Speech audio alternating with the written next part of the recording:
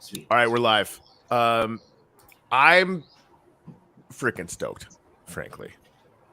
So we got invited by our friend Chan to the Newmoon accelerator. Newmoon is an US Iowa-based blockchain that's booting up here this year. They're gonna have all kinds of really high-end, fashion and art brands. Like it's a whole thing, right? Purpose built for DAOs from the ground up. Just a really, really interesting addition to the EOS IO family, and it's going to be baller, right? Uplift is going to be doing some really amazing things here. So they have an accelerator where the Uplift got invited to be part of this accelerator and join a family of startups to basically help each other grow. So what you're seeing now is a panel of some of the leaders in those startups that are in kind of our little family of companies and projects that are booting up, connected to Newmoon. So what we wanted to do today is talk about how to bootstrap a community. So Jimmy and I are going to start this out. We've bootstrapped a pretty decent community on on Wax, and are using the same kind of strategies to go over to Ethereum. So we'll cover all that stuff. But then we're going to hear from everybody, and hear a little bit about their project and what they're doing. And then we'll kind of jam on how everybody is seeing community and how we can just expand all of our projects and businesses by serving that that community kind of idea or feel, the vibes, shall we say, Jimmy. So speaking of vibes, so the first thing we did that kind of surprised me when we first got started was we bootstrapped our Telegram from nothing to 5,000 in a few weeks, which for me, like, I'd never done anything like that, right? Like, I was a musician for a long time, like I was all right, but they would just there was something really interesting going on there, and that was at the early days of NFTs really starting to take off. So I think we were riding a bit of a wave there too, right? But we led with our core idea. We're going to start this metaverse with, using Minecraft as a base layer. Our ultimate goal is Ready Player One, and this is going to be really fun. So people really kind of dug that idea. What kept people around and kept the Telegram growing, I think, was a couple things. One, like, we were in there all the time, and we were having a blast, right? And basically, any single time any kind of good thing happened, we were in there to really amplify that and to celebrate that, even if it was just like a goofy meme, right? And so that part was good. I think one of the key elements that maybe set us apart, frankly, a bunch of times, was we have a gratitude practice in the Uplift. And in fact, maybe at the end of this call, we should carve out 5 minutes, Jimmy, and just make sure we get gratitudes up for everybody. But so anybody who's been in World or watched our show, not only is there 2 giant towers where Jimmy and I go to work every morning in the metaverse, where we put up gratitudes for everybody who comes on our shows, but this is now percolated into, there are gratitude ceremonies that happen every week in Chicken Call, which is one of our worlds. And you can find gratitude monuments all over the place, right? So that became a cultural hook for us that was set us apart, right? Really, and kind of identified part of our mission, right? Like, part of our mission is not just to create a metaverse, but to create a metaverse that's purpose built to have some really awesome core values at the jump, right? Because we know gratitude practice is scientifically proven to make everybody happier, right? Wherever you are, the gratitude practice is going to improve your life, right? So why don't we kind of embed that into what we do? And that cultural hook, and you can take any of your values, and you can make a cultural hook in it that can be repeated, that everybody else can be part of, right? And that becomes a pillar of how community will start to grow and find themselves, right? So whatever that cultural hook is for you, I highly recommend doing it, and steal the gratitude one. I would love to see more people doing that anyway. If you just can't think of one at the moment, I highly recommend that as an idea. But you'll find those things that keep happening in your Telegram or in your Discord. Feed those, right? Like, the good things that happen there, like, just pour all of your energy into those, and you'll see that it will make I like to call them happy noises. Like, the happy noises are gonna start to expanding and growing or whatever. But then you'll see other people start doing the same thing, and that's where you start not only getting more people coming into your community, but real stickiness, so that they're gonna stick around. All right, so that's kind of how we bootstrapped our Telegram. Is there anything, Jimmy, you want to add on the Telegram front that I didn't touch on? Yeah, I mean, it was interesting to see when we started doing these gratitudes, how the community kind of responded, because not only did they get excited about putting them up on the show, but like we started noticing like people were actually throwing them up all around the world on their own and like sending us pictures of that. And it was a really interesting experiment, not only to see where it went from that to how we were able to implement it to build more community on top of it by creating events and doing different things, punch sign get thing, like having this like kind of really interesting community aspect that nobody else really in the space, I don't think, has, that I've seen anyway, right, Corey? Like, there's lots of great communities in the space, but I don't know anyone who does it like that. Right? Yeah, it works. I mean, I haven't been in all the different communities, so I definitely am not qualified to say. There's a lot of amazing ones, and there's ones that even grow faster than us. So that we're still learning as well. So I guess I'll cover a few more things, and then we'll open it up. So when we did our first sale, we did a map called Genesis, and there was, if I'm not mistaken, about 5,000 NFTs, land NFTs that were connected to that map. And the way that we bootstrapped that was, I went out and basically connected with 50 different projects and gave them land. And the way I want everybody to think about this is I went out with a service mindset to find not people, but projects, whole other communities, to find ways to serve them for free right off the bat, like introducing myself by offering something, right? And the two main things that we offered is, come on our show. By the way, thank you guys for coming on our show, right? Coming on our show to introduce our, family, our community to that project. And then, we gave them land, right? And so we said, hey, like and we just, every show we would show them what we're doing in the Uplift, kind of do a little demo or whatever. And then, invite them to come in and start building before we actually went and did a sale. So by the time we got to doing our first NFT sale for land, we had 50 projects. The vast majority of them were actually building something on their land. And of course we dispersed them all around the map. So like that was creating a lot of potential value for us, because who doesn't want to be neighbors with alien worlds, or any of the other amazing partner projects that we had come in, right? And we sold that map out in 7 minutes, which for us was like, what? But we had created so much energy.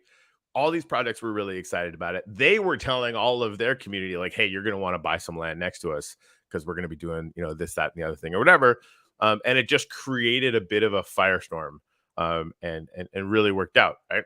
And so that's actually what we're doing for Ethereum right now, right? So we're bootstrapping a whole other community from scratch, on Ethereum. So we're minting a couple worlds over there. The NFTs are going to be on Ethereum.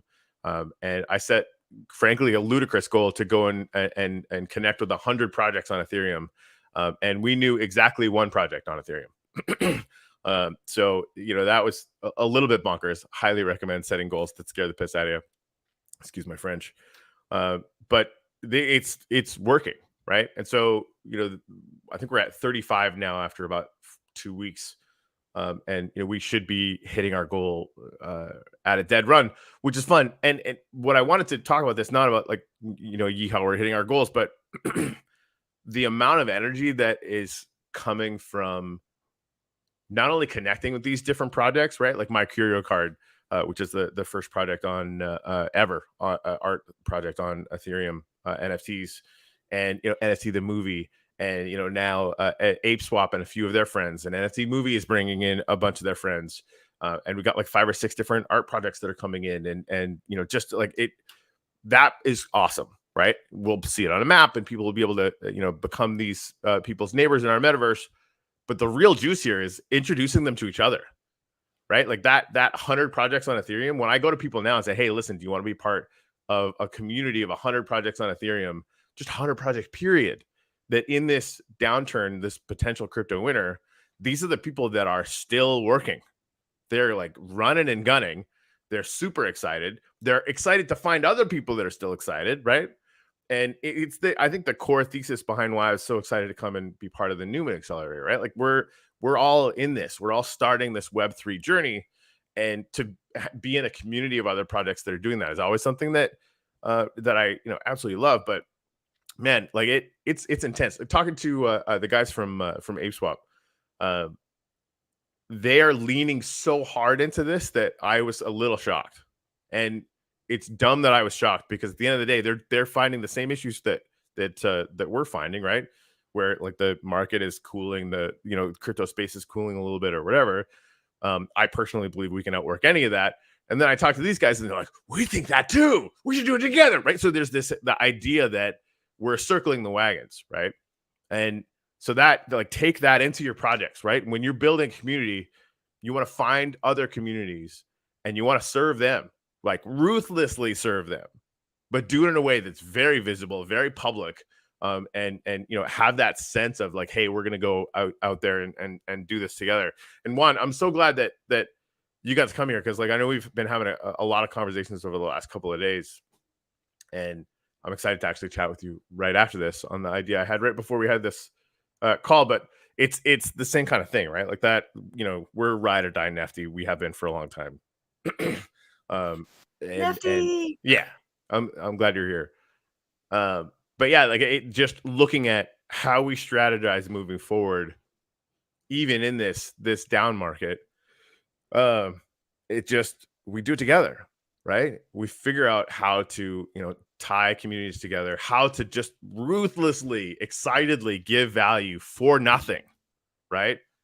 Create that, ability to go out and tie other people into what you're doing, has just really worked for us. And honestly, it's really fun. Like this is why I got into this space, and why I probably won't ever be able to get out of it, right? Like the startup culture, it's just so alive in Web3. And we need to toughen up and mature a little bit, because I think over the last year and a half, it was pretty easy. Now it's going to get a little bit challenging, but this is where this is where we actually get to earn our stripes, I think.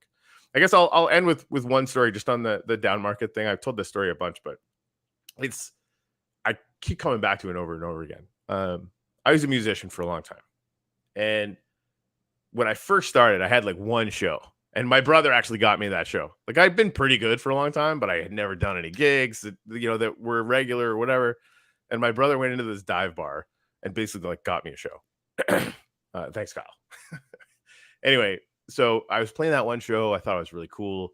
I ended up partnering with this other guy who had one show, and we had like a bunch of different songs that were in our sets. We figured like, hey, like why don't we play together? So we became an acoustic duo, and then we wanted to get booked up.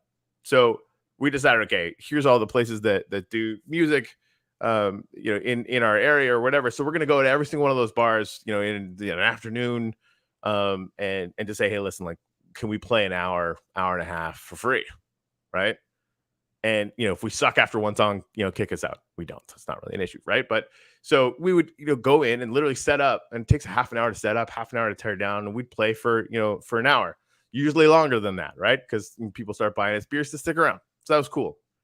Where this gets really interesting is we probably did that about 13 or 14 times. I would say only one of them didn't turn into a multi-year business relationship, right? Like just we were working nonstop after that, for probably 5 or 6 years, as working musicians. And it was only about 6 months into this that I found out that like people started asking us, musicians started asking us, how'd you guys get booked up so much? Because we're doing like 9 shows a week. It was ridiculous, right? And we're like, what do you mean? Like we just went out and did the thing, and yeah. And it's, yeah, but it's the down market. We didn't know it's the down market. No one told us. We just outworked it, right? So we're going into this down market, and everybody has attitudes about it, right? If you find yourself having that attitude, that's a really amazing trigger. Sit down right now, write down 10 ideas. So everybody on this call, you guys are freaking brilliant. All of you guys are going to be able to do that, right? So no matter what, you sit down and you go, okay, how do we freaking slay this thing? And if if you're feeling hesitant, or if you're feeling any kind of fear or negativity or whatever, come to the rest of us. and sit down and go, okay, how do we solve this? Because we will. We absolutely can, right? Like that's the real, like we're going to build communities for each one of our projects. But these communities and communities where we're starting to band together as startups, there's an immense amount of power there. And so, I get real excited about that. And so, Jimmy, you want to add anything before we kind of open it up?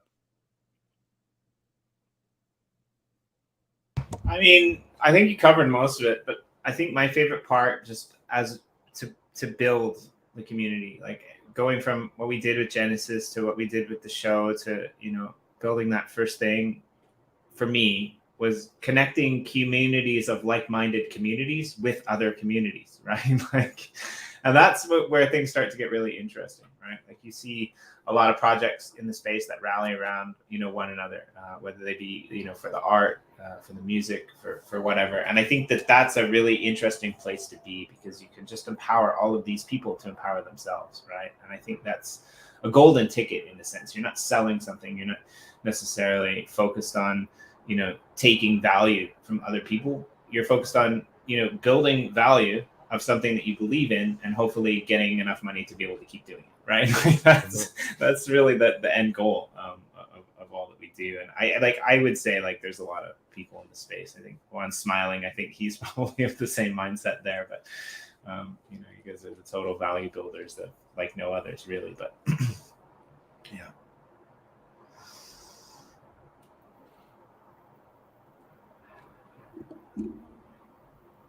All right, Chan, you want to? What's the game plan for? The game plan. I think you said. I mean, really, honestly, everyone's nodding their heads. It'd be great if we can go around the room, and everyone introduce like who they are, their project, and how. Because it's all about how to bootstrap a community.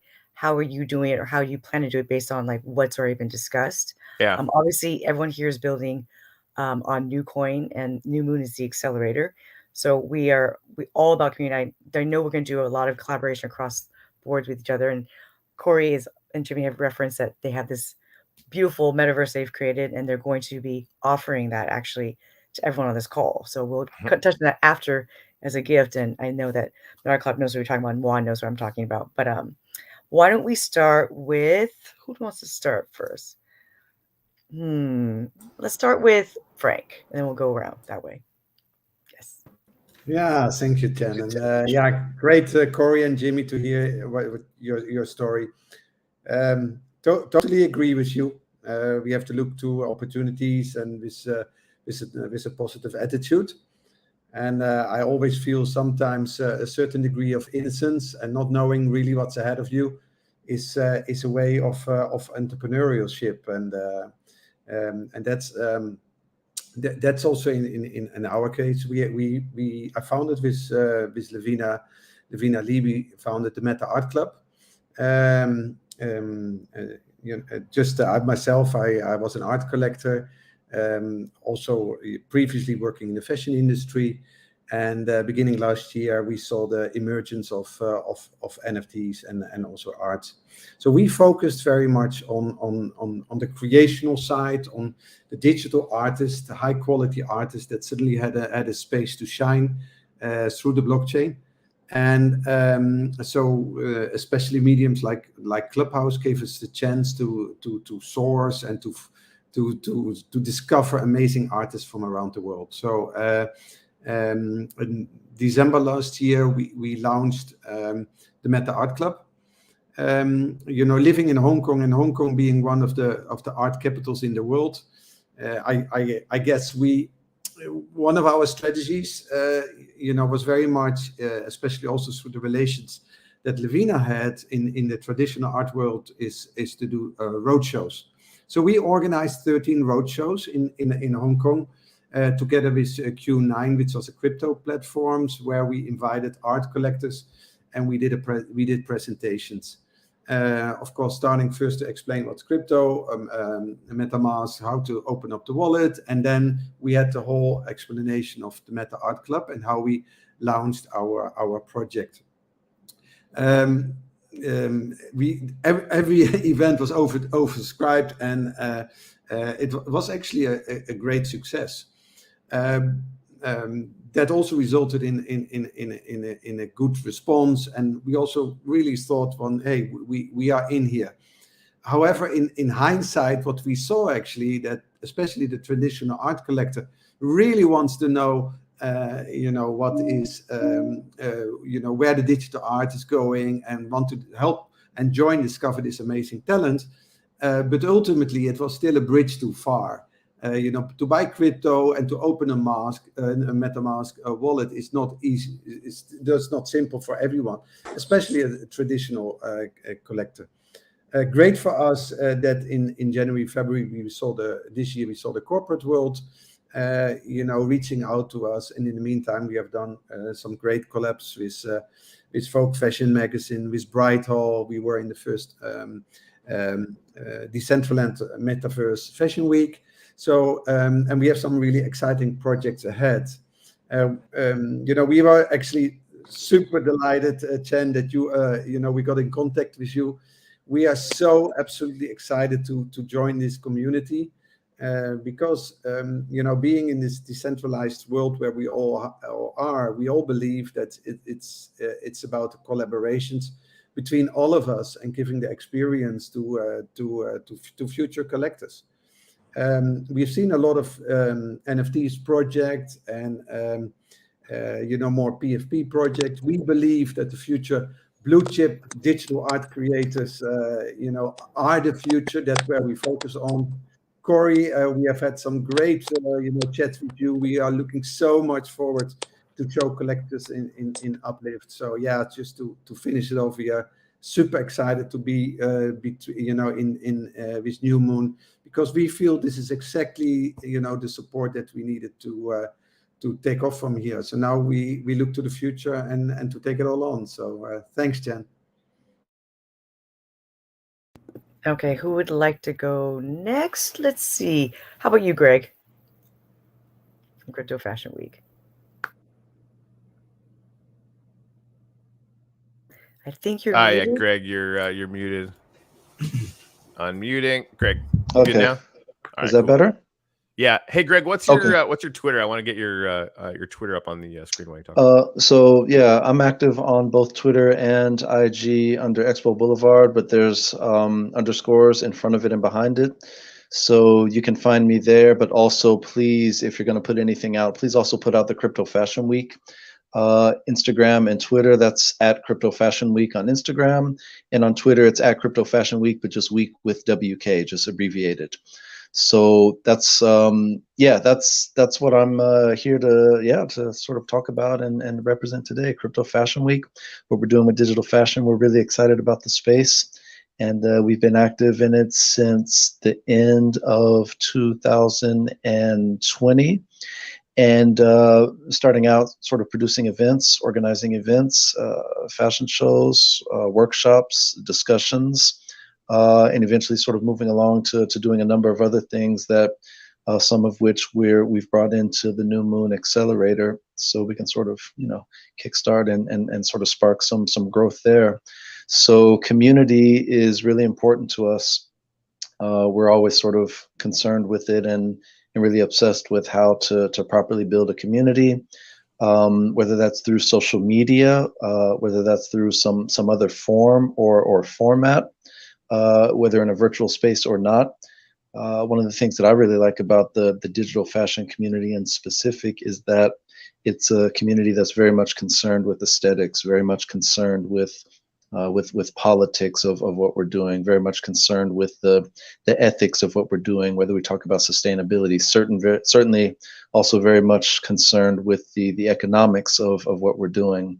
So it's a community I really appreciate being a part of. I actually don't come from fashion. I come into the Web3 space from art and music and film, which is sort of my traditional backgrounds. So it's been a really welcoming journey for me, and I'm really excited to be on it. But yeah, community is something I'm looking forward to hearing a lot more about from all of you in this particular talk. How to talk to people, right? These are questions that we're always thinking about. How to sort of give value, and I'm also always sort of hyper aware of time, right? How to sort of not waste people's time. There's a lot of noise out there. There's a lot of talks out there. There's a lot of tweets out there. There's there's overflows of alpha everywhere you look, above, below, left, right. So always thinking of how to serve the community with something that nurtures, but also that doesn't just sort of feed into an excess, I guess. So yeah, Crypto Fashion Week. Again, we've been active for a while now. We sort of consider ourselves OGs in the space in terms of digital fashion and what it's becoming in sort of a really quick amount of time over, say, the past 2 to 3 years. Some of the things that we're looking forward to in now and the near future is doing more publishing projects, doing more NFT drops, and also sort of always thinking about preparing our next event and looking at sort of ways to sort of highlight and sort of uplift what's going on in the space and sort of who are the leaders and who's doing the really exciting work, all the way from big brands that are involved with digital fashion, whether they're IRL brands or not, all the way down to sort of the independent designers and those that are sort of making their first steps, whether first steps as digital natives or first steps as IRL designers that sort of want to sort of gain entry into the space. So we're here to support all those designers and hopefully build community around them and with them, yeah, to sort of ultimately serve. So yeah, super serving and sort of that's one of the ideas that Corey, I think, mentioned earlier. And that's what we're here to do and hopefully to get better at. Yeah, that's enough of an intro from me. Dude, man, I want to write for Medical too, but I got to write something for you guys. That's like, there's a weird history synergy there. I won't go into it. Let's talk. We can talk. Did you want to say something, Corey? No, that's just awesome. Yeah, it's awesome. Yeah. Migley, did you want to speak next? Okay, perfect. Hi. Oh, I think you're muted. I don't know if she's muted. Can you guys hear her, or is it just me? I can't hear you yet. Can't hear you. No sound.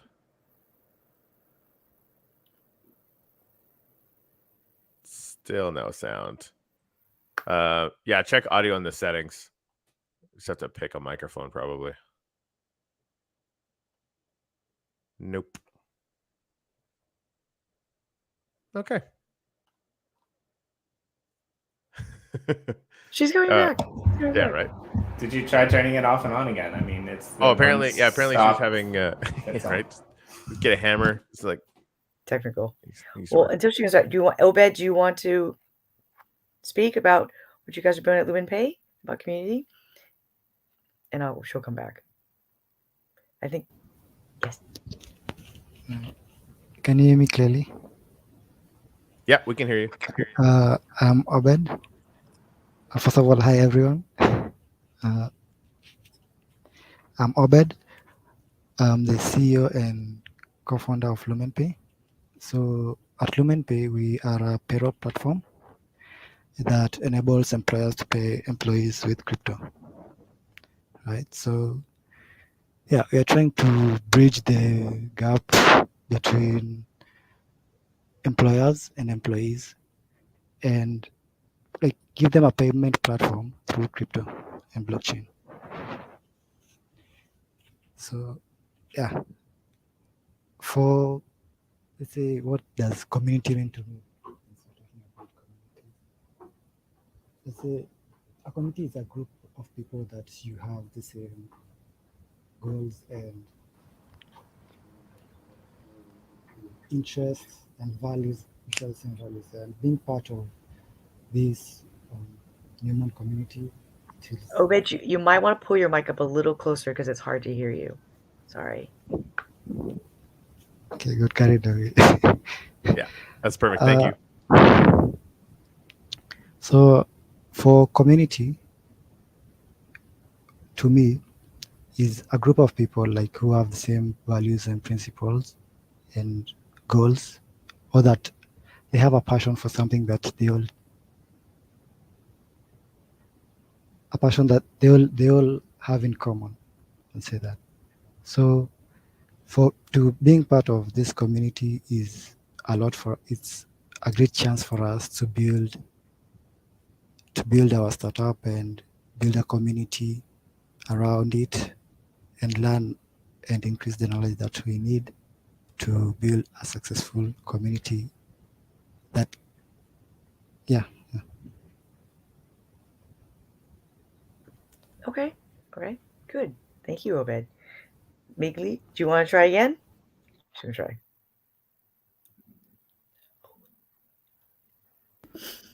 Sorry, no sound. It's she's saying it shows up on her audio settings. I don't know. Okay, she's gonna be back. Yeah. Okay, so I will let Juan will go next, and hopefully she'll pop in. And yes, I mean, I'm biased, but you're on. Sure. Yes. Okay. Yeah, well, I guess almost everybody in the Uplift World show knows who I am. But anyway, for those who do not know, I'm Juan from Nifty Blocks, and yeah, we have been in the space for almost over a year now, and yeah, as we are talking about community here, I would say that community is essential to whatever project you start in Web3. It's basically at the center of everything. I think in our case, is if it wasn't because of our community, yeah, we would be nobody in the Wax ecosystem, which is where we are providing our services right now. Yeah, in case not everybody knows, we are one of the leading marketplaces in Wax, and we have a lot of tools for creators, which is something that has earned us a community. Every tool that we make, it's always available for the community and for creators in a way or another. And yeah, I don't know what else to say about community, guys. That's good. So let me.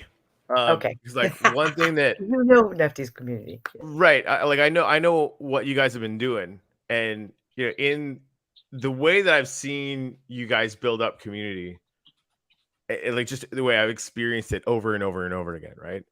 I would come to Nefty, and like there's two main NFT marketplaces on the Wax blockchain, right? Atomic, which is like the big whale in the room, and Nefty that just got started and basically started solving problems, right? Like they would go to the community. The first one was like the Atomic was doing Patrox. You had to like spend $5,000 to get a pack, right? And Nefty was like, hold my beer, and they just made one that was free. And like just immediately serving the community that wanted to get into being able to do these things, but it just was cost prohibitive, right? So they just solved that with some software or with a feature, and they've been doing that over and over and over again so fast that it kind of embarrasses me because we can't be that fast, right? Like, every single time, and it's become this thing where like if Nefty doesn't have something, our first thought as a team, as a community, everybody I know is like this. We'll just go to one and like, hey, can you guys do this? And then it'll show up in a day, right? Like it's completely bonkers, right? So their whole ethos has been to have their communication open to the entire community to see what people want, and then they've reduced the amount of time between somebody in the community having a decent idea and actually delivering on that down to what feels like hours, right? It's ridiculous. So I think that's one of the things that's bootstrap that community, again, just that service mentality that I think all good startups have. And then it comes down to like the gaming stuff that they've created, and just that kind of the promo they're doing for all the products are part of it or whatever, right? So like, Juan, you guys have been doing really, really, really killer work when it comes to serving your own community, and that's what keeps people coming back. Honestly, Corey, like I'm not even sure if they have a plan. I think like their biggest asset, honestly, is like listening to the community. Like we just published an article about their most recent update, And if you go to actually Nifty Blocks update, it's like, yeah, for some time, which for one is like probably like a day, right? Like for some time, the community's been asking us for this new feature, and they've implemented it, right? And like everyone that we know, Corey and I are working on our NFT line, and the people that we're working with, they're like, I wonder if we can do this, and we ping them, to Juan or to the Nifty Blocks team, and they come back and they're like, oh yeah, they're looking into it. It'll be done in like a week or 2 weeks or whatever, right? Like they're basically, I think the only plan that like Nifty Blocks has is to build what other people want, which sounds like common sense, but in an industry like this, that's not always the case. A lot of people, they build what they want to build and they don't listen to community. And I would say like, you guys are stellar at that, Nifty Blocks, and like, thank you, because you're not building, you started out building what you wanted, because it didn't exist. And now you understand the value of what people need and you just build it for them. And it advances the space by leaps and bounds every single time you guys show up and do it, right? Right. That's why we're super excited to have them part of the Newmoon family. And when you guys see the marketplace they're building for us, you'll be like, it's so hard to explain, because I'll give one story. So been talking to a few gaming projects, and I ran to this one artist. And he's like, oh, I'm like, so you work on wax? He's like, oh yeah, I love Juan. He made me so many things, so many blends. And he gave me like zombie pickles. And so I started blending. And I'm like, I've never done that. I've been in the space forever. And it was awesome. He's like, yeah, my daughter does it. My son does it. My wife does it. We love Nifty. And so it's not just that community, the fact that it's just the entire family. His family's like, I think he's in his 40s and the child's like 8. I mean, it's similar to like the Uplift where you have kids building. So community is not just like literally your Telegram community. It'd be like your family, the people who inspire your friends that you're bringing along. And the reason Nefty got brought in is because Corey's like, you got to bring in Nefty. They do make him private. So I said, okay. So we met Nefty. And then we all met in Paris with Sophion. So yes, I think we would love to have that here for our community at Newmoon. And that's why, I've known Felix and Obed's projects because of our community at the hackathon. For like 4 years or 5 years, I've been working in these teams. So community is really within the family that you define yourself. And I really think that, like, Juan, that you've done a great job with that. Well, yeah, thank you. You're very Thank you very much for that. Yeah, thank you very much for that. But to be honest, myself, I consider that we have done a terrible job. Everybody tells us that we have done a great job, but I think we have done a terrible job, because if we would have done an amazing job, a good job building community, we should be number one, and we are not. We are too far from being number one. I don't know, man. I kind of think you are number one. You just don't know it yet. I like, and this is, and maybe this kind of goes, Chen, to like the startup, like the vibes of like a startup accelerator or whatever, right? Like, one, I absolutely love your fire. Like, I remember when we had you on the show and like your marketplace was up, we've been using it. We've been like, screaming from the rooftops about you guys. You're like, our marketplace sucks. I'm like, what are you talking about? And then they launched a new version of it. I'm like, oh, it did. So, and again, like, and I think like, all the success that you guys have had or whatever. And I think having that sense, like, one of the things that I try to take from you, one, is that I'm not competitive enough. Right, like I'll get into some momentum and be, running and gunning, but I think like having our target set for like, no, we need to dominate is something that I want to lean on. And again, like that's a good story, bro. How do we do it, right? And let's go figure it out. Yeah, I think that's the challenge at the moment. How do we grow this community? How do we make this community become a cross blockchain community? Because that's what I think it's needed right now. We already know that just by being on Wax, we will not be able to serve the vast majority of creators that are out there, because unfortunately, even from a technical point of view, Wax, it's an amazing blockchain, and well, basically every EOS.io based blockchain, it's an amazing blockchain from the technology point of view. You can do things that you cannot do in other blockchains. But the reality is that the community, the largest community, is not here, it's not with us. So we have to go cross-chain. Not yet. This is the thing. It's been Uplift's plan to go multi-chain all year. And again, like Newmoon is going to be an amazing place for us to go. You're talking about going over to Proton. Honestly, Juan, for real, unless you have like a really important meeting afterwards, we need to talk after the show because I have an idea. And I talked to some people in the background already, and things are like on fire, right? So and again, like Ethereum has as much NFT volume as all the other places combined. Like Solana that you were talking about, Juan, is gunning. So as creators and people that want to serve all these communities, we need to be everywhere. That just makes sense. So I think Miguel, am I saying that right? I don't want to say your name wrong. Anyway, so I think we might have audio for you. So let's Do you have get audio? you in here. Yes. Yeah. Third arm. We hear you. Fantastic. Yes. Okay, that's great. All right, so I'm Migle, and I am from Rebrium. And for those that haven't met Rebrium yet, we are a avatar software. So I'm assuming most of us have played Sims ever before. And when you just start playing Sims, you create your avatar, right? But it's very user-friendly, user experience is very easy. So that's basically what we're building. However, in high-end and hyper-realistic, an avatar that you can create yourself. And we're making this product for everyone, so not just for the artist, because there's loads of softwares already that you can create your avatar, but of course it takes to learn years and years before you can even create something hyper-realistic. And our approach is to give like radical freedom and radical inclusivity for people. We don't see gender as male or female. We see it as a spectrum, and that's what we want to see reflect on our software as well.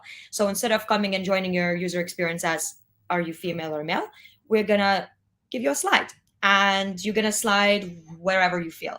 You're non-binary, you can stay in the middle. You're male, female, your facial, your body will also change accordingly.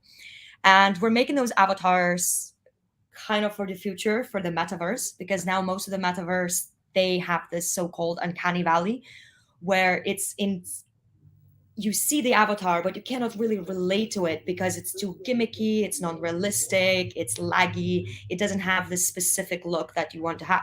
And don't get me wrong, we're not trying to create all digital twins, because my digital identity does not represent by this blonde woman. I would love to have like a fish skin all over to me. So that's kind of the different tools that we're trying to introduce at Rebrium.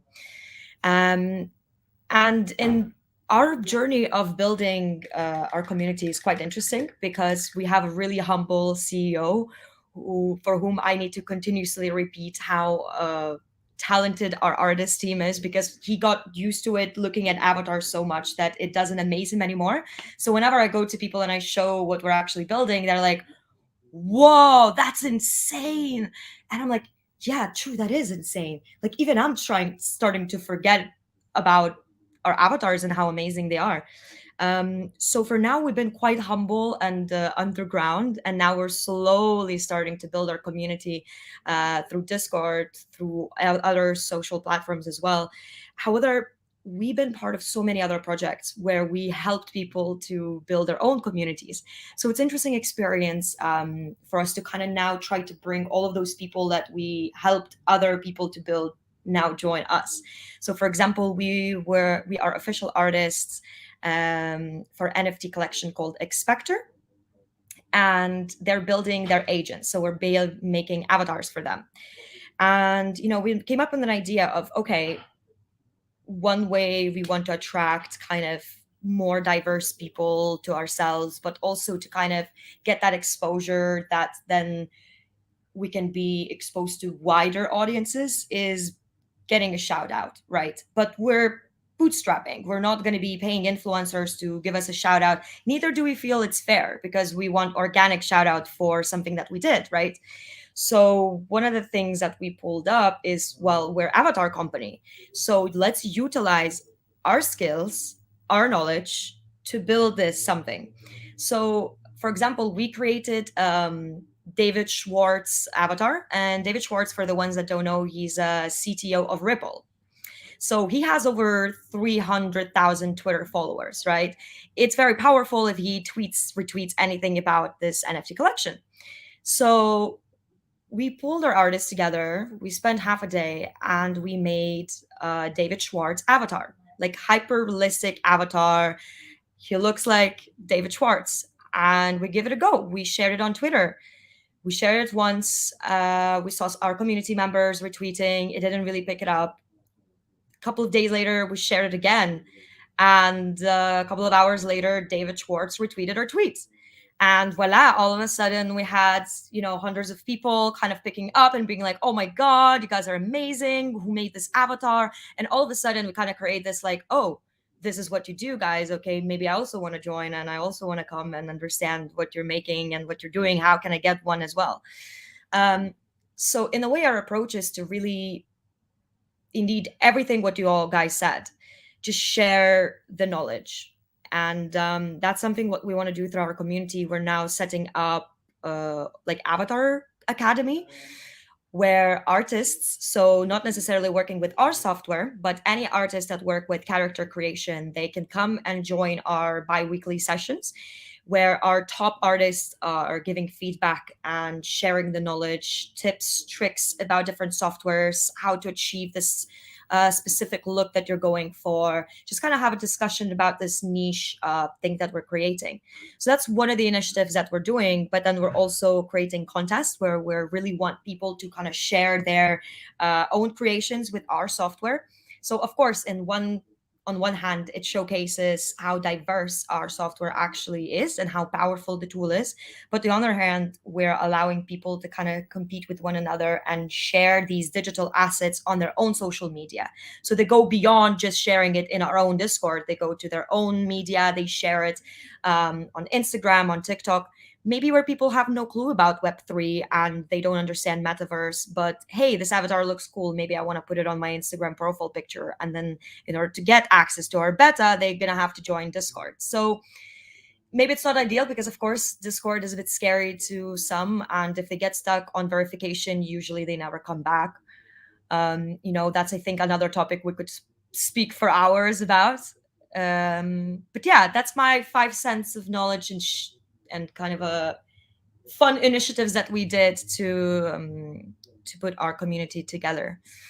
But I think the conclusion from my end is sharing the knowledge and really, really educating your community. Never ever making anyone feel like their question is too little or too silly.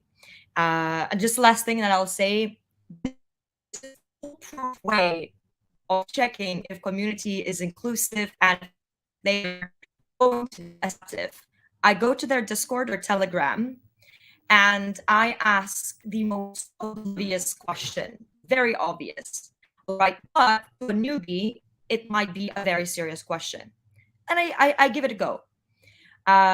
And not so much I concentrate on community members, which is already a good indicator, but I look if a moderators or anyone from the team, from the staff will pick it up, the question. And if they do, and it's very, kind of just trying to get you off my hands, I have not really a full answer, then I can make assumptions about this community and that they're not really concentrating on my values, which is education and sharing the knowledge. But then if they really take time to respond even to this oblivious, silly question, and they even ask, hey, if there's anything else, feel free to reach out again, then I know this is the community I want to be part of. They're sharing the knowledge, they're acknowledging my struggles, and I'm newbie. They want to onboard me. That means that they're not like cash grabbing, only concentrating on crypto natives that already are whales and completely understand the process, right? Me as women, make me feel comfortable, make me feel welcome. They're ready to answer my questions. Okay, I want to invest into this community. So maybe that's just another small experience tip from my end. No, I think that's a killer. That's a killer point, and key for any of us that are booting these communities up.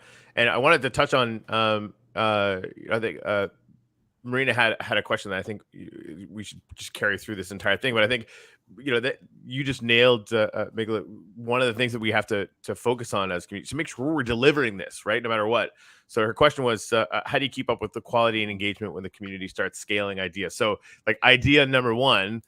From Miguel, like, make sure that your community and like the mods that you bring up and the culture that you instill, so that everybody in the community, in the chat, has that same vibe. New people coming in is all the marbles. It's all the marbles, right? And so if they come in with a basic question, that a servant mentality of just like, hey, welcome, right? Like this is just an awesome place to be.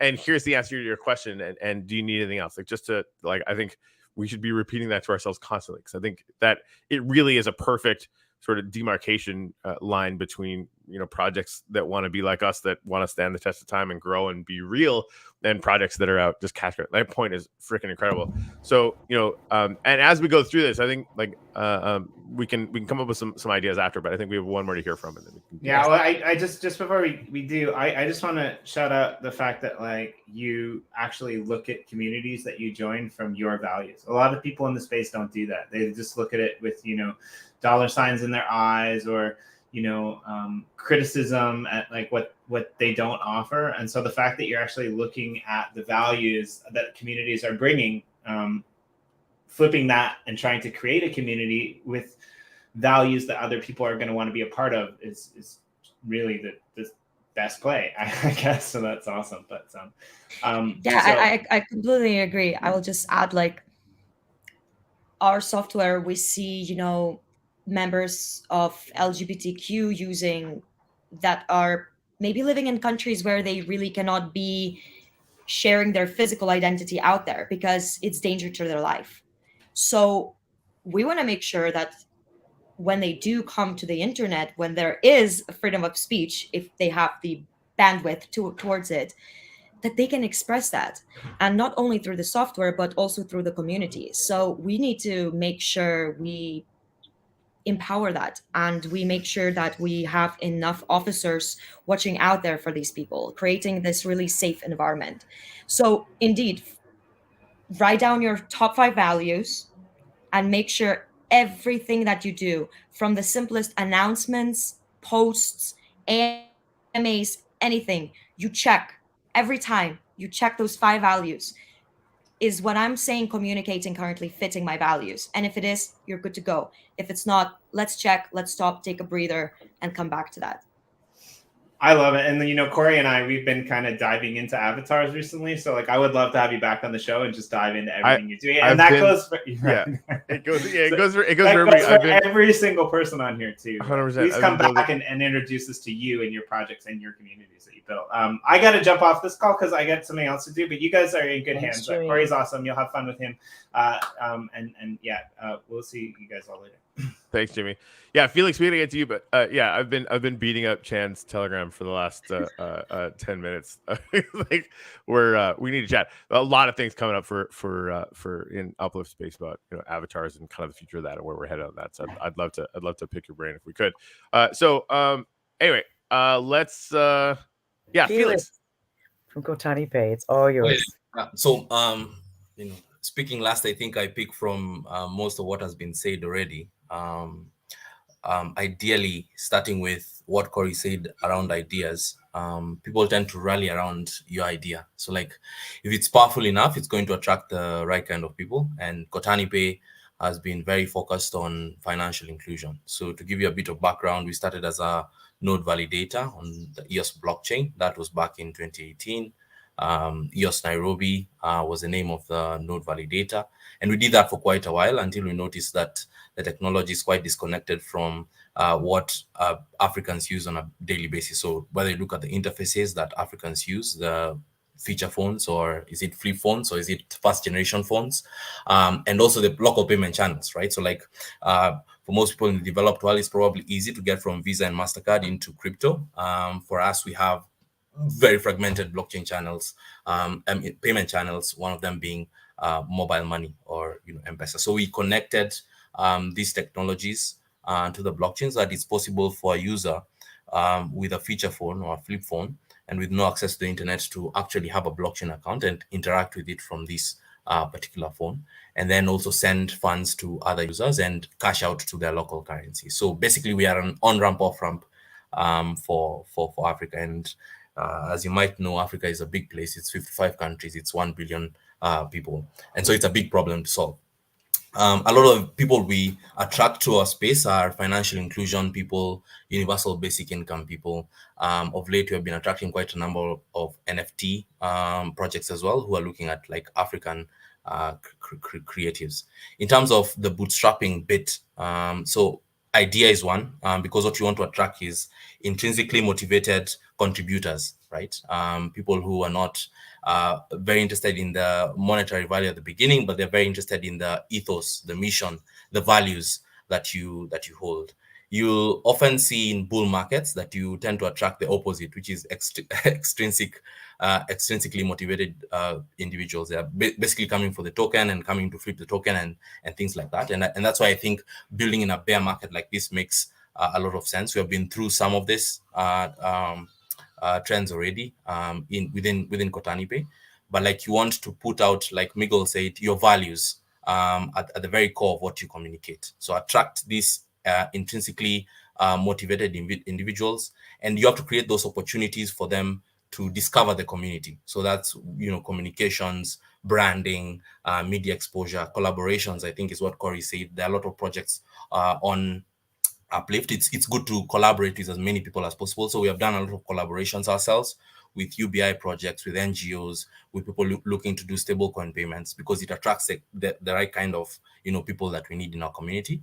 And then perhaps move on to ways to engage people more meaningfully, right? And in our case, we do that both online and offline. So online will be things like grant programs or working groups or community calls like the one we're having right now. And offline will be things like forums or training programs that or even events that I think one of the speakers alluded to. So all these opportunities create a way for people to be engaged more meaningfully.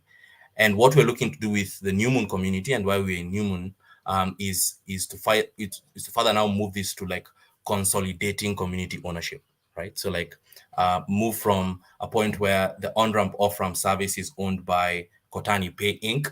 to a place where it's owned by Kotani Pay DAO, right? So like have community governance, give people leadership positions in the form of custodianship, give them long-term token incentives, right? So that they can actually contribute directly to the community. So that has been our experience, like move from this point where you're attracting intrinsically motivated individuals to getting the community members more engaged. And then what we're looking at right now is consolidating that community ownership aspect. That's awesome. Thank you so much for sharing that, Felix. Did you want to say something, Corey? Yeah, no, Felix. Again, we're gonna have to have a chat. I just started having ridiculous amounts of ideas. I just I've a few times this week, and I think probably everyone at some point has the same experience, right? Like Africa's massive, and I think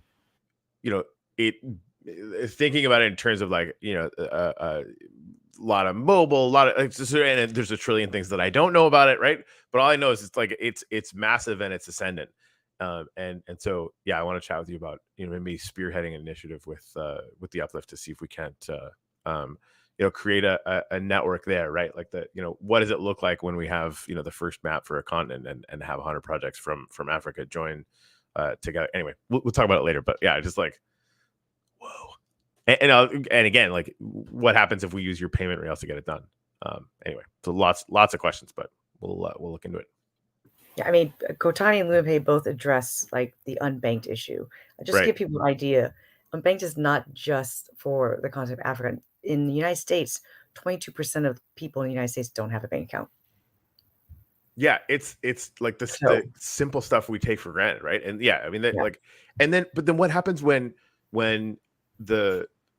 I always see it as like the land. Like, there's a whole lot of countries, developing countries that skip landlines, right? That went right to cell phones, right?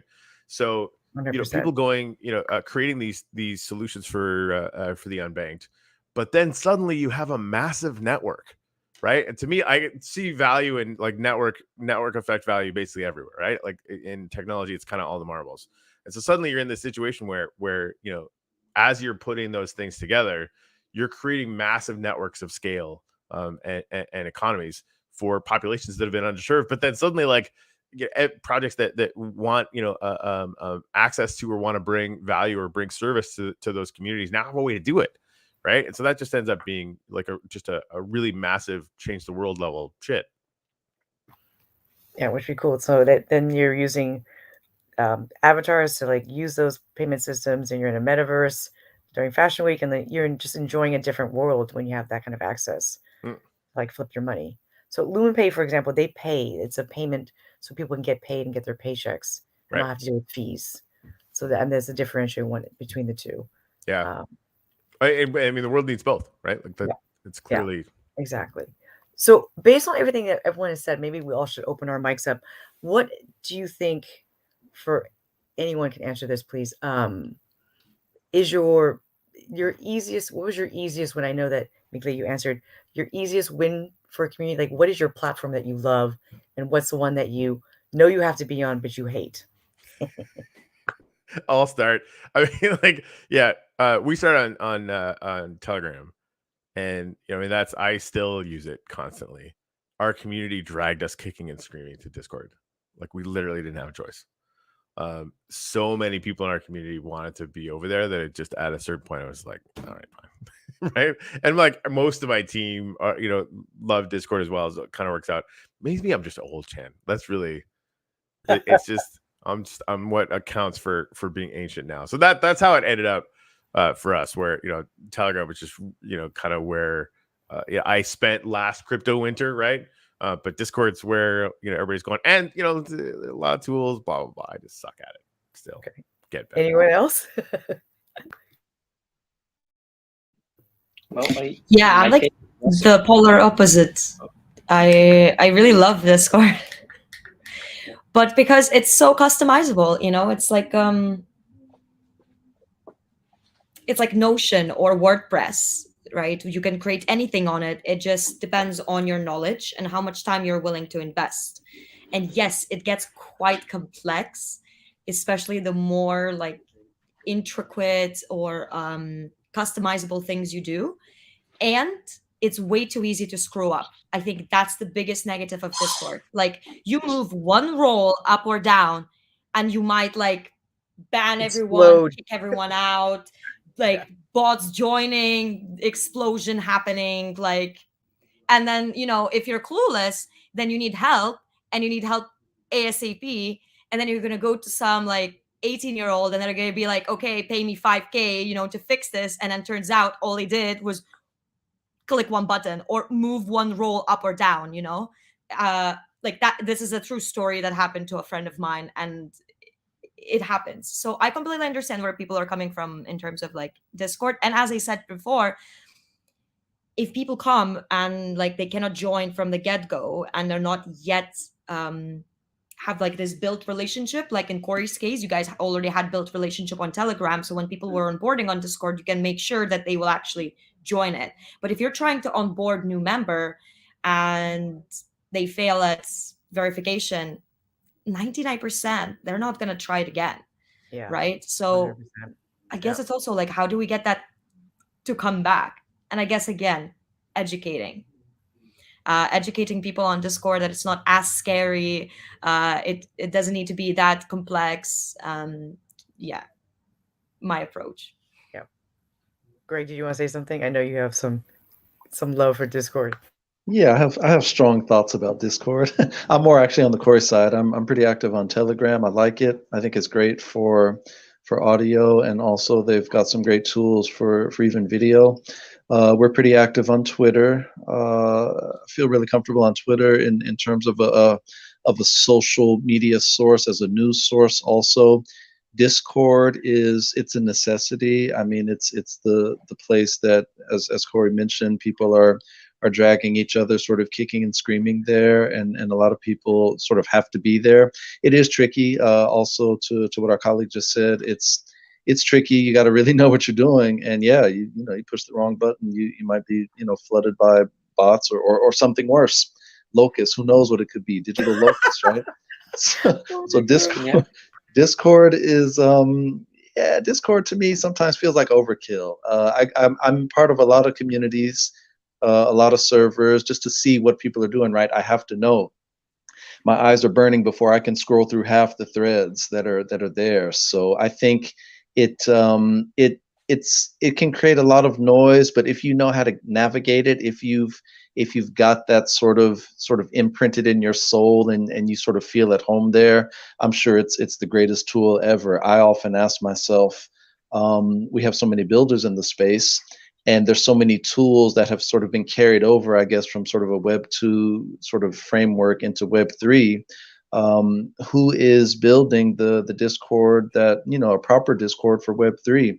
Who's building a better Discord? Who's building a better Twitter? These are questions that I'm really sort of curious about. I know Newcoin and New Life are tackling some of these issues in terms of social 3.0, but I very much look forward. I'm not wed to any of these platforms, whether it's Instagram, Twitter, whatever. I eagerly look forward to all of their demises until something better is built. Sign me up. Yeah, no, I totally agree. There is a terrible correlation though. Apparently, white in the beard means that you're mostly on Telegram. Like, are we old now? Like, when did that happen?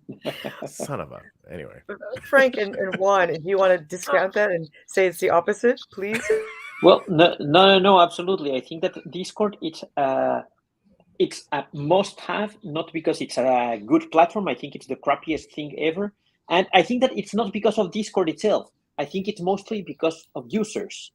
Because, for example, you can set up, okay, you say, set this topic here, and you say Spanish. Then you have the general channel. Then you have English, and you have the general channel. People do not even read. They don't care. They just go and, general, but, and they start typing in English in the Spanish channel and vice versa. So I think the tool is crappy because if stupid people do not get it right at the first attempt, then it's a bad tool. Or it's poorly configured by us, which could also be the case. So I think you can set up a bot that if someone types in Spanish, they are in timeout. And then, Of course. But, I want to spend my development power and my configuration power building amazing things for my community, not configuring a freaking tool that should work out of the box. If it doesn't work out of the box, it's not good. That's my take on Discord, but I think it's everybody has its opinion. Yeah, come for the brainstorming, stick around for the one rants. I mean, yeah, exactly. What is your favorite one that you guys use? For you, Neff, what does Neff use? What is there one that's like the Discord? strongest? We use Discord because everybody wanted to move to Discord, and then when we moved to Discord, nobody wanted to maintain Discord, and So Obed is enjoying all this because he's like, "What community should I do?" And he's like wondering, "Do I go with the gray people? Or do I go with the young people?" So, yeah. When we started, we used Telegram. And I have to acknowledge that it was a mess because then you cannot really create threads and you start going back and forth and you don't know where to reply. Exactly.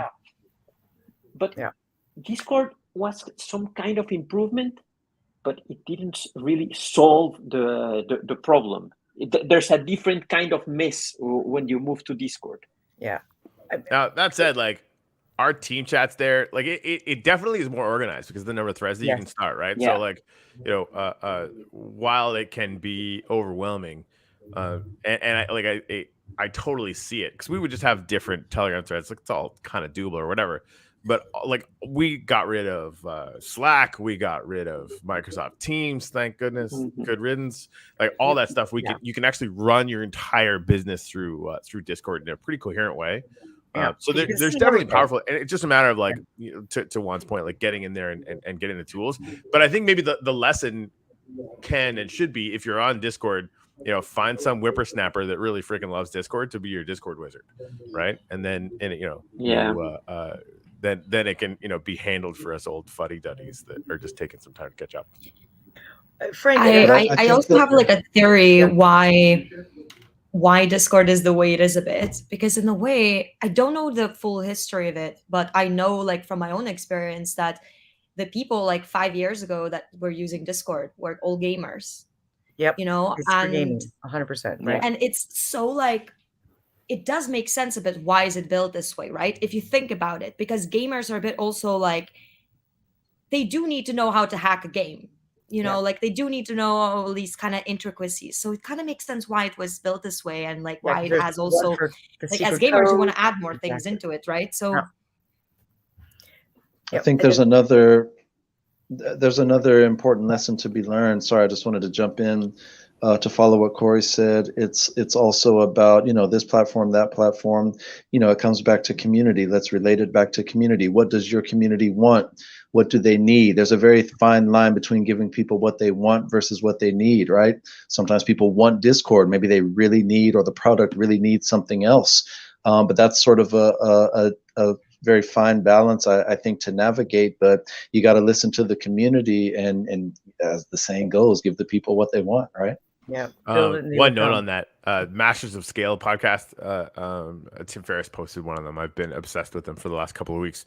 One of the interviews they had, they were interviewing Zuckerberg, and he was basically talking about like early Facebook days or whatever. And he was saying, like, the one of the key features for them, like, you have people can upload images, they can tag you in those images, right? If you'd gone to your community and said, hey, do you guys want a feature where other people can upload images and tag you on them, the community would be like, F no in the face, right? Like, no way. But ultimately, it's one of their most popular features and is one of the core elements that creates a whole lot of social engagement. So, right? Yeah. Nancy's one of the best at going to community and listening to what they want. But yeah, to your point, man, like the sometimes the we as founders have to be looking at the bigger picture and be making plans on delivering for the community things that they might not have asked for, right? Which is a really sort of challenging and interesting spot to be in. Yeah, I think that the success as a founder is learn how to listen to your community, listen to what they want, but build what they need based on what they said they want. Right. Which is very different. Yeah. Which is very, very different. Frank, you want to say anything? Because I know you have your community is like art, like, and different. And you had to teach them how to use a MetaMask wallet. So you might be able to, do you have a channel you guys use that works really well for you? Yeah, as I introduced to you, we recently starting on Connect Club, which is it's a new social app, and that really allows us to be in our own personalized room, and to also have a screen, so we can really show videos, music. We can show artworks. So normally, every week we invite an artist, and we during the session we can show on the screen, which is really cool, and that goes even direct to OpenSea or any sales platform. So so it's great, and I introduced, and it will be also nice to share that maybe in our group. Maybe some others might like it too. It's still small. It's a starting app, so it's not a huge community. But for us, it's an ideal way to let the artists speak and show the work at the same time.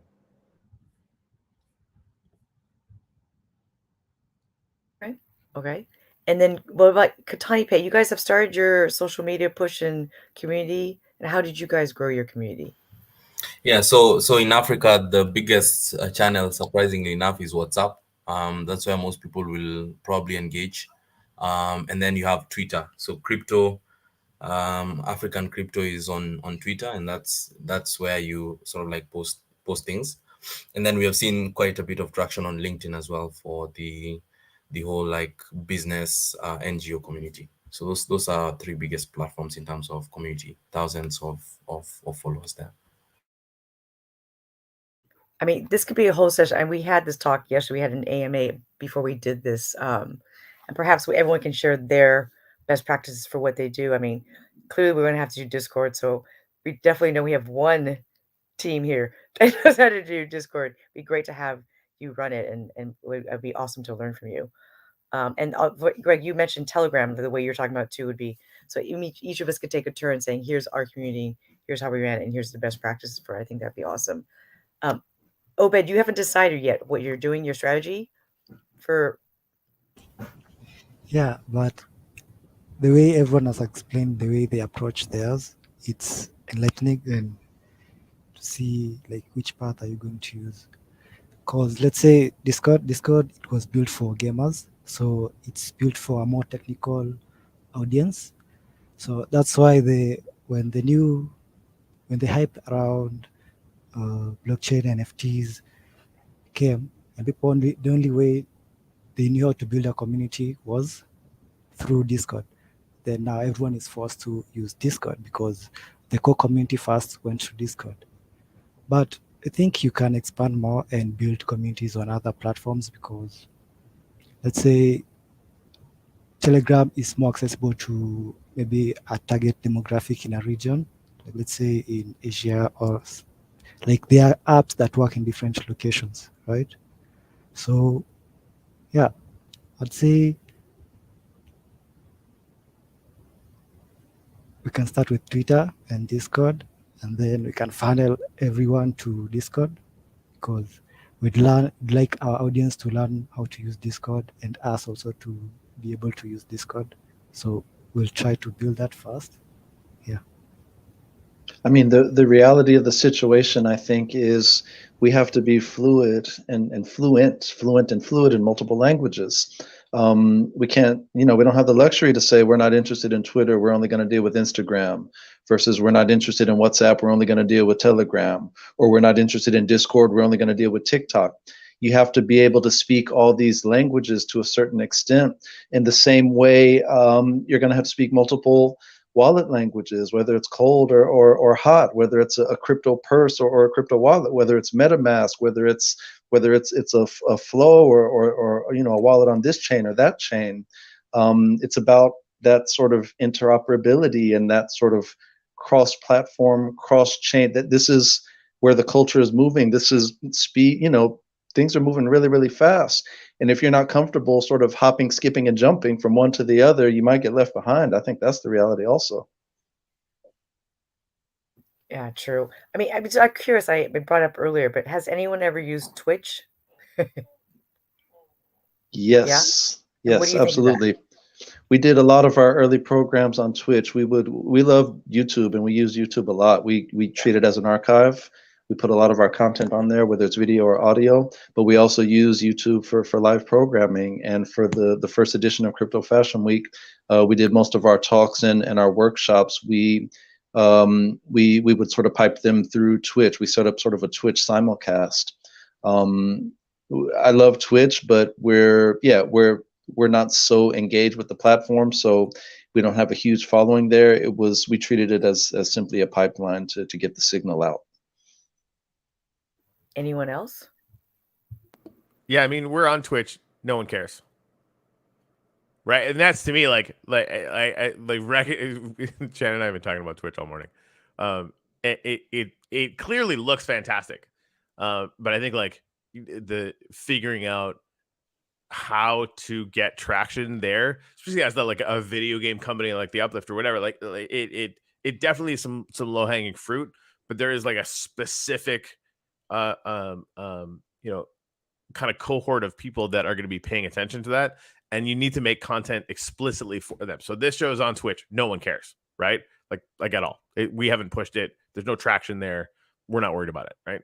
But at the same time, like if we had streamers that are going in specifically to do review plots or like to do video game stuff, we might get some traction there. I mean, that ultimately, no matter what platform, and I think we've kind of all touched on this, at one point or another.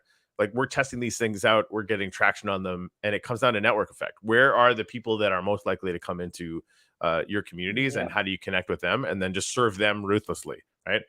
And then, of course, we have the ability to connect with each other at the same time, and then reinforce, amongst all of our projects as well, right? So, like, if most of us are on Discord, I think ultimately that's what ended up dragging us over there. So many of our partner projects were on Discord, which meant their people were on Discord. It was like, why do I keep having to switch between Telegram and Discord? Now we're all on Discord, right?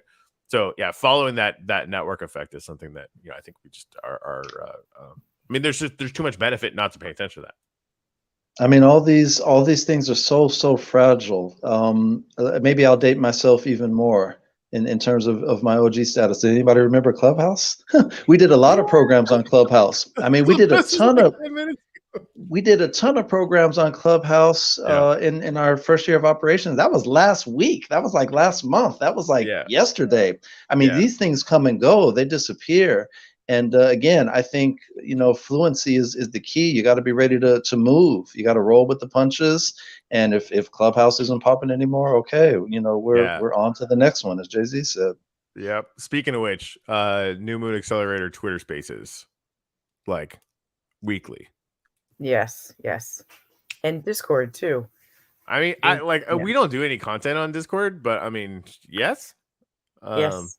Like you should, if that's a thing that we should be doing. I'd love to learn more about Discord too. Like I like it. There's a really good probability that with like Discord AMAs, it's a bit more like intimate and cozy, right? Because like Discord is gated, right? Like you need an invite link to enter it. So if you think about it, Twitter is easily accessible. Anyone can follow you. Of course, most of the time, anyone can find your Discord link in any of your socials as well, but it's a bit more intimate space. So I always recommend to people on Discord, you host things that you don't necessarily want to share with the rest unless they join your community, right? And then on Twitter, it's more like promotional things, maybe collaborations with others where you want to attract people than to come to your more intimate family. So I always look at like Twitter as more like a bigger space where a bit more general things happen, and then Discord is a bit more where all of my BFFs and all of my ambassadors and friends come and join, and we can be a bit more intimate.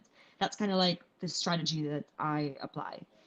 And then Telegram to me is also another very intimate space. You know, for us, it's the other way around 100%. Our Twitter spaces, it's only for our true followers, and people who comes to our spaces, it's because they are really close to Nifty Blocks. So I think it will depend on every case.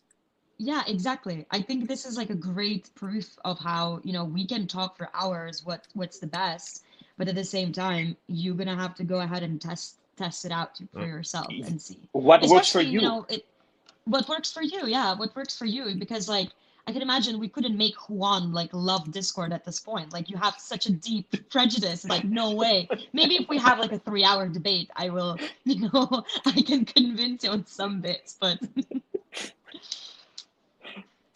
Watch a year from now, Juan and I both are going to be like totally in love with Discord, and like people are going to be on the frickin' moon, and like, oh, you guys are on Discord now? Like we're just slow on. Yeah. You know what? Greg on there too. What I think it's the reality is that you don't have to be in love with any tool. You have to be in love with your community, and you have to serve them and do whatever is best for them. And that's what matters. The tools are irrelevant. They will change by the minute, by the hour. And what bring your matters community is, with are you in love with your community? Do you love your community? And are you doing everything you can to serve them? Then you're okay. The tool, it's not the most important. So based exactly what you just said, Juan, can everyone say something like they would like to say about their community? Like, what would you give advice to a brand new someone who's entrepreneur saying, I'm going to go and I'm going to build this? What piece of advice would you give that person about community? Be authentic. Be yourself when you're interacting with the community, because it's the only way to attract the right community. Try to be somebody you're not, and you will get the community you don't want to follow you. You don't want around you. Yeah, I would say. Sorry, go ahead. Sorry, I was just going to say, I would say it's one thing to attract a community. Obviously, it's another thing to keep them. And my advice would be to find a budget and hire a professional. So, you know, social media managers, community leads, community managers, head of community, whatever they're calling it. Used to call it something else back in the day. They're calling it something else now. It's a new thing that people are paid to do and do well. And I think that's important, because it's actually a lot of heavy lifting to assemble and communicate sort of consistently and coherently with the community. It's a lot. Yeah. I was going to talk about the servant mentality and finding other communities to connect with and serve as a way to bootstrap. But you know, that top 5 values thing, like we've been doing that unconsciously, I think, right? Add in the cultural hook, whatever makes sense for you, that use the mirror effect. It just means repeating it constantly, as we do with the gratitude monuments or whatever. But having that top 5 values thing, it allows for communities to come in and feel like they have found a home if they share it, and the opposite, feel utterly excluded if they don't. Right. That's something that, like, working with my team was kind of difficult to instill in the beginning. Is like, if people came in and had that like flipper mentality, I was actively versus them and would boot them from our Telegram channel instantaneously. If you were toxic, out. We're not talking about it. This isn't like a free speech haven where you can be an asshole in public. No. This is where we work. This is where we live, right? You are awesome, and you are, instill our community values and our, ethos of lifting people up, or we flat out exclude you.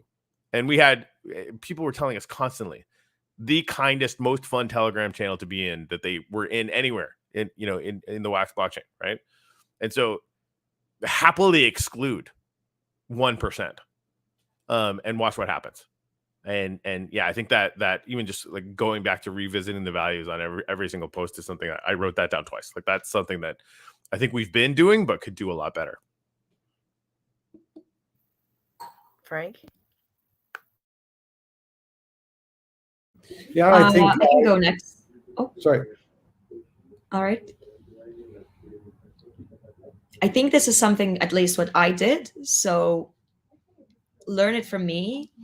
Like, I'm perfectionist, and I used to work with films. So for me, I always felt the need that there needs to be a certain amount of people in my AMA, or a certain amount of people following us or in our Discord channel before we share certain things.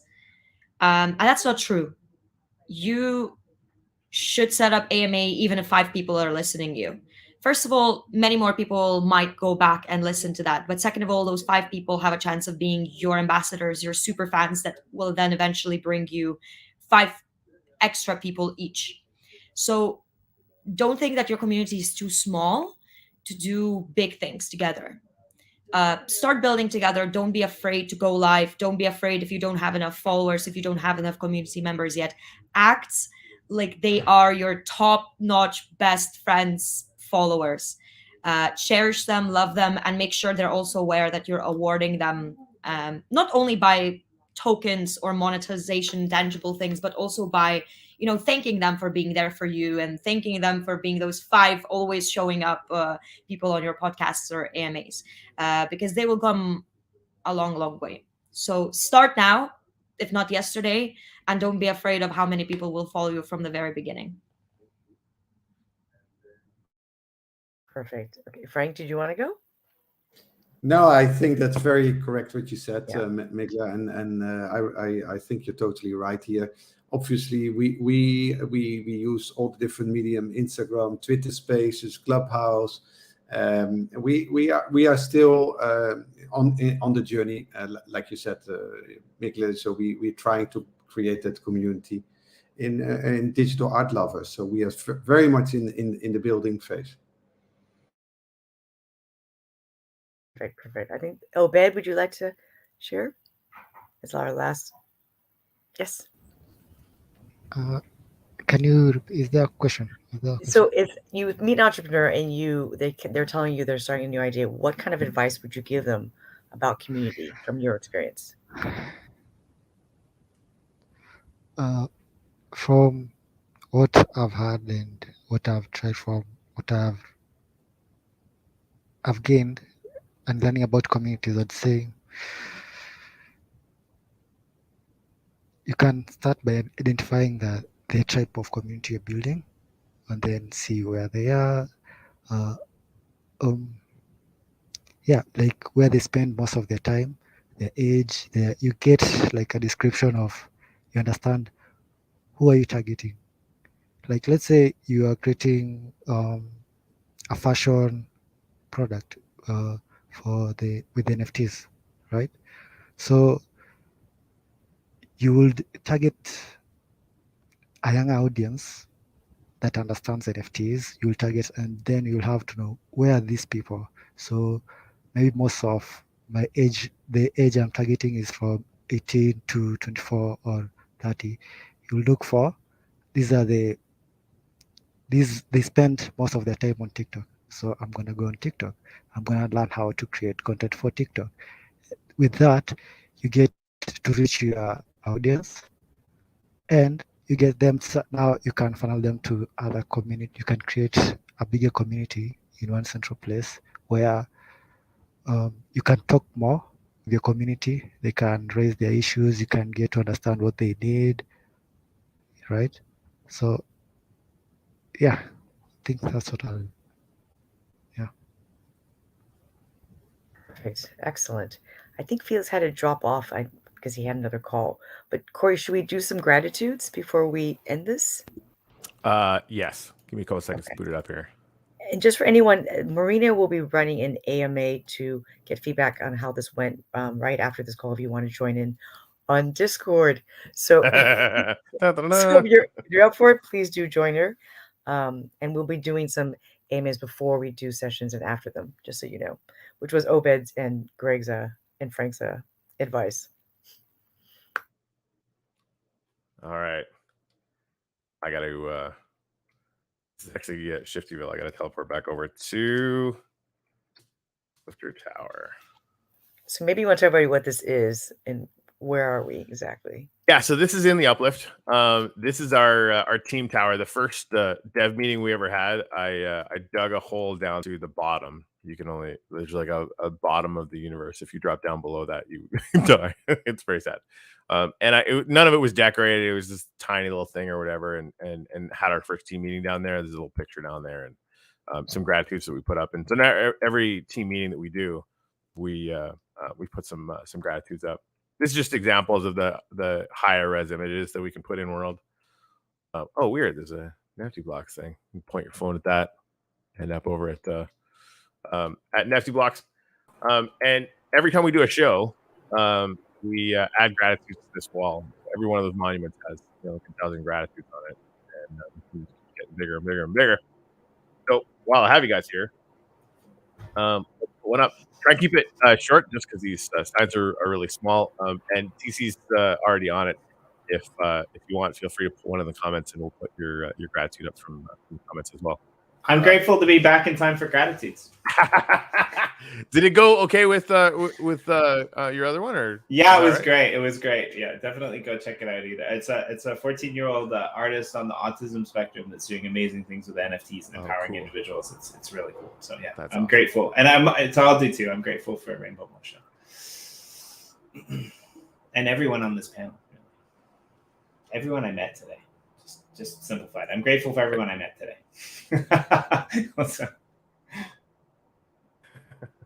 Apparently we have company. Oh, shout out to Swinelands. Okay, yeah, Swinelands. Swinelands is a big helper with the gratitude rail. So thank you, Swineland. You're killing it. All right, doing some interesting things in that. Okay, Ken. I was gonna go last. Okay, let's see. I'm grateful that all of you have been open to share the lessons you've learned about community to any aspiring person out there who wishes to be a creator or is a creator and is scared to. I hope that we have reached you. This is a really good lesson. I need about 600 signs for that gratitude. Okay, well, I'm grateful for everyone sharing their lessons learned for any future entrepreneur that's listening. Cool. I only need 2 signs for that one. I did my best. I tried. You did. I got you. I'm going to edit it on the fly a little bit. It's great. Every time Shay comes in here, her gratitudes are so empowering and long that we just don't ever. You do your best. So I'm grateful for everyone sharing their wisdom. Nailed it. All right. So I took a little bit of creative license with that. Frank, how about you? I think we already did it, Corey, last time. I think we already you already put us on the wall. You can have different gratitude. We have gratitudes every day. Oh yeah, every time you come, you go on the wall, man. For real, this is about the practice. I don't care if you're grateful for the coffee you had this morning. It doesn't matter, right? Like the key to this is constantly going back to that well and training our brains to think differently. So it doesn't have to be big. It's momentous. Every time we get Frank Smits on this board is momentous. People will come here hundreds of years from now and visit the time that Frank had a gratitude on here, because the legacy that you leave in this world is going to be bonkers, right? So again, no pressure. And for real though, that's a joke. No pressure. I'm grateful for sharing. I'm grateful for friendship at the same time. So it's an awesome team. Awesome. Thanks for keeping it short. Perfect. Thank you, Frank.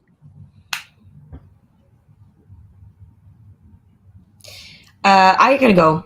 Yeah. So you don't need to write this down, but my because I come from artist background, my goal in life is to do something that less parents feel upset or in panic when their child tells them that they want to be an artist.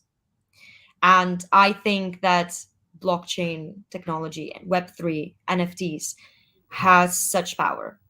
So I am grateful for empowerment through blockchain.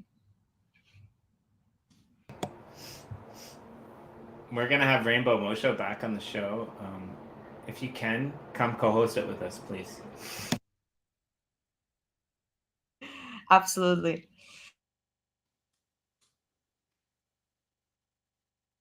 Awesome. Thank you. That was perfect. All right. Juan, you want to go?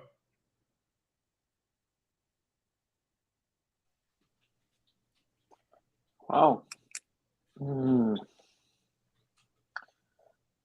Well, today I'm grateful for being alive.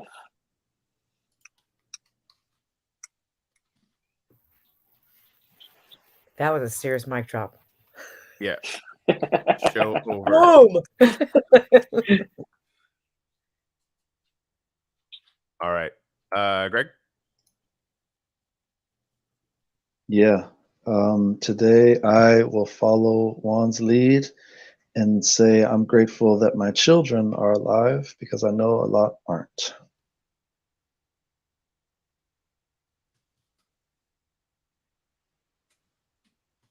Into that. All right. Obed, you want to go? Yeah. I'll say I'm grateful for the now, for this moment, being here, talking about blockchain, crypto, and building communities around it. Yeah, I'd say I'm grateful for the now. Absolutely perfect. I'm getting Felix's right now. He's writing it to me, so give me 2 seconds. Awesome. Yeah, I'm gonna get them for people in the comments anyway. So yeah, build a new. So Felix for Kotaipe, he says he is grateful for family, comma, team, and community. Okay, so learn how to spell. And I think I see Marina had one here too. Yeah, I'm gonna get to all the ones in the, Right, in the perfect. comments here in a minute. Sorry, I'm grateful for what was that? Family, team, and community.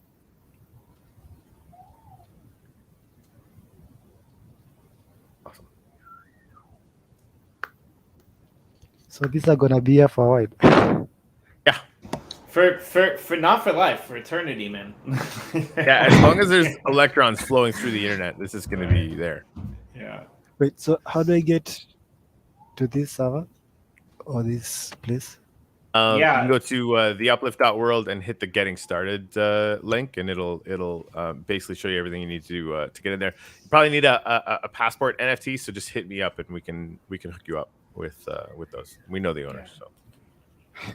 There's like, and while Corey puts this in the while Corey puts the gratitudes from the comments out, I just want to say, like, you started off talking about building community, and this is like probably the most telling sign of the community that has been built for us personally is everything on these gratitudes, right? Like Frank, you were like, I already put mine up, right? But like, Corey and I do this every single day with every single one of our guests, and like sometimes like, don't tell anyone, we do it when there's nobody looking, by ourselves.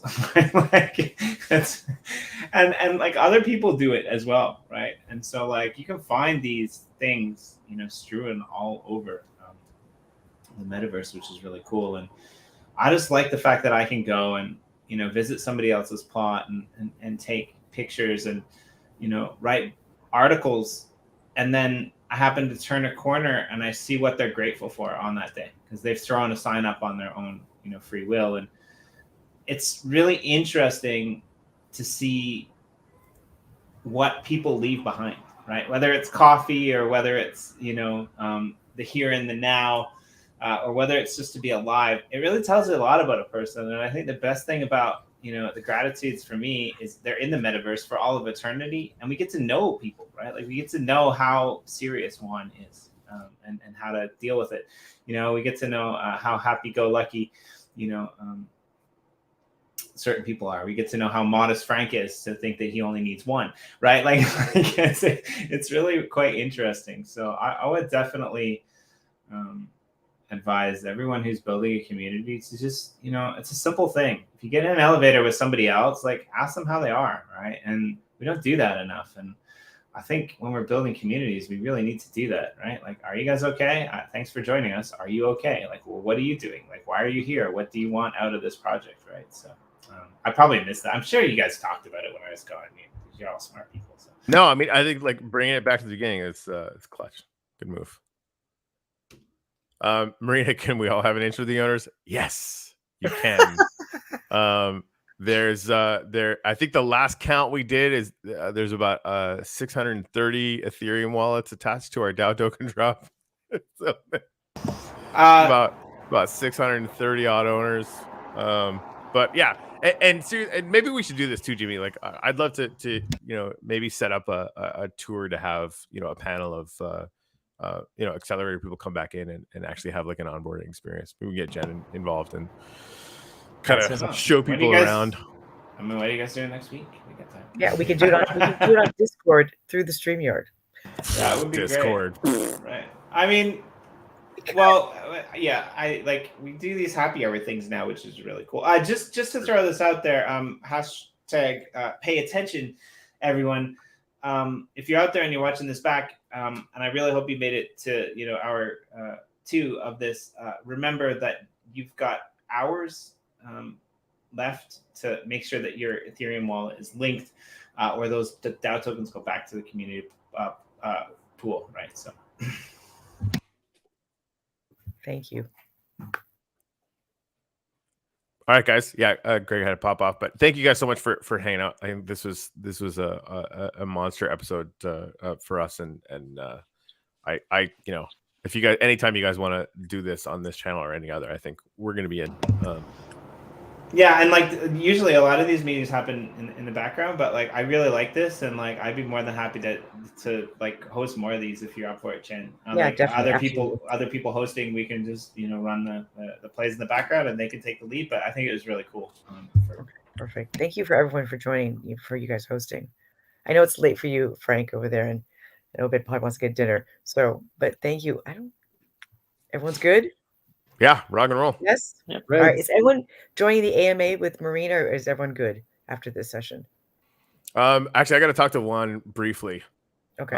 But I'll try and pop in after that. Okay. Yeah, and Juan, you're in Holland, right? I'm soon traveling to Holland. I'd love to visit you. Where are you living? I'm based in Almere, but Almere, yeah. Cool. But let me know when you're here, and I'll be glad to join you. We can meet wherever you want. Yeah, no, sure. I will drive up to your places. So let's meet up. Great. Cool. Perfect. Look forward. Excellent. Yes. Same here. All right, everyone have a good one. Thank you so much. Okay, right. guys. Bye. Bye. Okay, bye-bye. Bye-bye.